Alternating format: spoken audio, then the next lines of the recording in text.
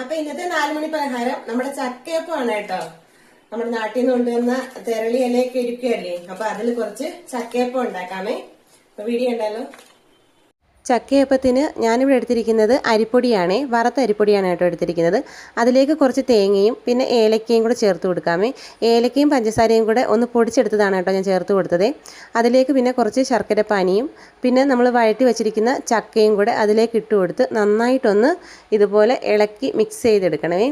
ഫ്രിഡ്ജിൽ വെച്ചതുകൊണ്ട് തന്നെ ചക്ക വഴറ്റിയത് ഇത്തിരി കട്ടിയായിട്ടുണ്ട് കേട്ടോ. അതുകൊണ്ട് നന്നായിട്ടൊന്ന് മിക്സ് ചെയ്തെടുത്താലേ പൊടിയിലെല്ലാം പറ്റി പിടിക്കത്തുള്ളേ.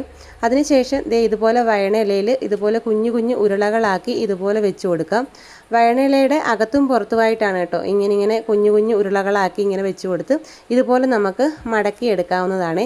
അങ്ങനെ എല്ലാം ഇതുപോലെ മടക്കി എടുത്തതിന് ശേഷം നമുക്ക് ഇഡലി കുട്ടകത്തിനകത്ത് വെള്ളം വെച്ച് ഇതൊന്ന് ആവി കയറ്റിയെടുക്കാമേ. അങ്ങനെ ആവി കയറ്റിയെടുത്തപ്പോൾ നമ്മുടെ ദേണ്ട ചക്കയപ്പം ഇവിടെ ഇതുപോലെ റെഡിയാക്കി ഇട്ടിട്ടുണ്ടേ. ഇതിൻ്റെ മണമാണ് കേട്ടോ, ഭയങ്കര മണമാണ് കേട്ടോ വെന്ത് വന്നപ്പോഴത്തേന്. ആ വയണയിലയുടെ മണം എല്ലാം കൂടെ നല്ല സൂപ്പറായിരുന്നേ.